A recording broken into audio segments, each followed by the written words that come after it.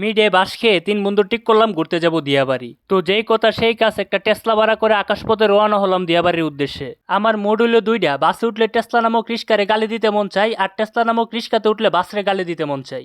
আমি এমদা বহাবহি করতেছি ও মা আটকে পিছে চাই দেখি আমার বেকআপ রোগে আক্রান্ত দুই বন্ধু ভবিষ্যৎ লিয়া কথা কইতাছে। হেরা কইতাছে যে হেরা 9 লাখ টাকা হর্ষ কইরা বিবিএ পুরা ভবিষ্যতে কিতা করবো। হেরার কথা হইন না আমিও চিন্তাত ফুরে গেলাম গা, পুরোক্ষণে মামারে জিগাইলাম, এই যে মামা আপনি রিক্সা চালান, গাড়ি চালান, আপনার ইনকাম কিরকম হয়? 3,000।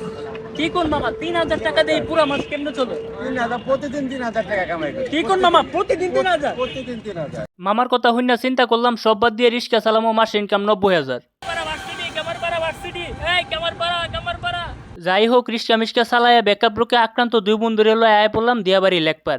এখানে আয়া ভাবছিলাম কাপলের আড়াই পইরা যামুগা, না আয়া দেখলাম এগুলা বিষয় একটা নাই। কাপল মুক্ত নিরিবিলি পরিবেশ, সাথে হালকা বাতাস, সব মিলে ভালোই লাগলো। পরে আশেপাশে একটা নিরিবিলি বসার জায়গা খুঁজতেছিলাম।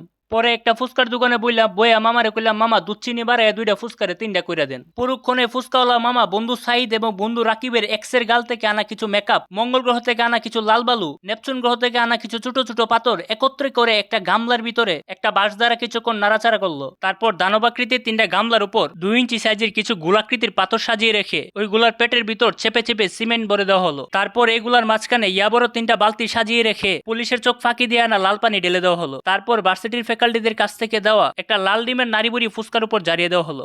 শেষমেশ ফুচকা সামনে পেয়ে দিনকাল না ভাবিয়ে আমি গিলতে শুরু করলাম। সত্যি বলতে ফুচকা স্বাদটা ছিল অসাধারণ। জাল ফুচকা খেয়ে আমার দুই বন্ধুর এক্সের কথা মনে পড়ে গেল এবং অজরেই তাদের চোখ দিয়ে পানি বের হয়ে গেল। সাইদ এবং রাকিবের নেকা কান্না শেষ হলে আমরা এই নিষিদ্ধ গলি ত্যাগ করলাম। সো আজকে এই পঞ্জিতই, দেখা হবে কোনো আরেকটা আজেরা ভিডিওতে।